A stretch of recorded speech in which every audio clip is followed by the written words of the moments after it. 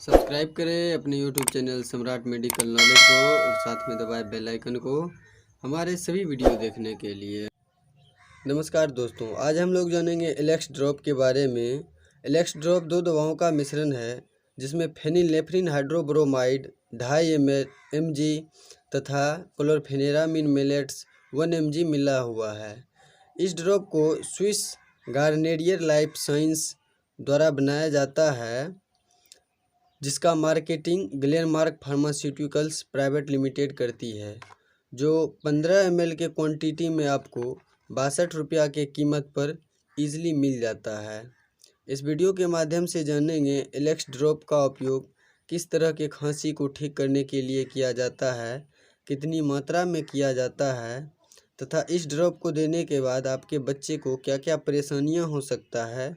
ये सारी जानकारी के लिए बने रहिए हमारे साथ।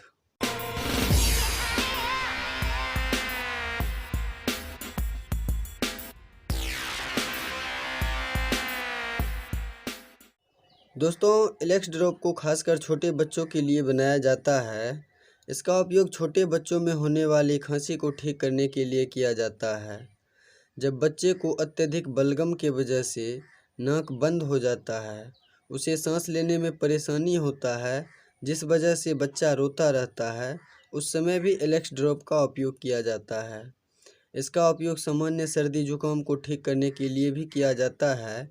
जब बच्चों के नाक से पतला पानी निकलते रहता है, एलेक्स ड्रॉप का उपयोग एलर्जिक सिम्टम्स जैसे छींके आना, आँखों से आंसू निकलना जैसी समस्याओं को ठीक करने के लिए भी किया जाता है, क्योंकि इसमें एंटीहिस्टामिन दवा के तौर पर क्लोरफेनेरामिन मेलिएट्स मिला हुआ है।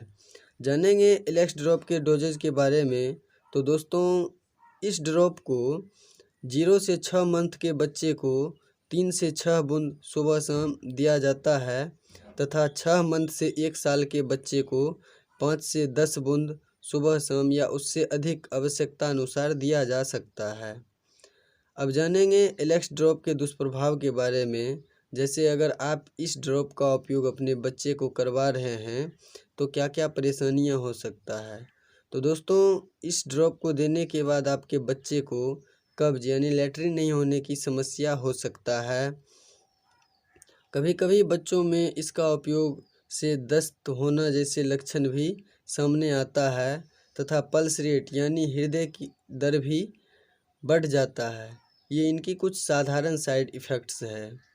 इस तरह की परेशानी अगर आपके बच्चे को दिखाई दे तो दवा देना बंद कर दें और अपने नज़दीकी डॉक्टर से मिलें, उनके द्वारा दिए गए निर्देशों का पालन करें। तो दोस्तों, ये थी एलेक्स ड्रॉप के बारे में पूरी जानकारी। अगर आपको ये जानकारी अच्छा लगा हो तो वीडियो को लाइक कीजिए, शेयर कीजिए तथा चैनल को सब्सक्राइब कीजिए।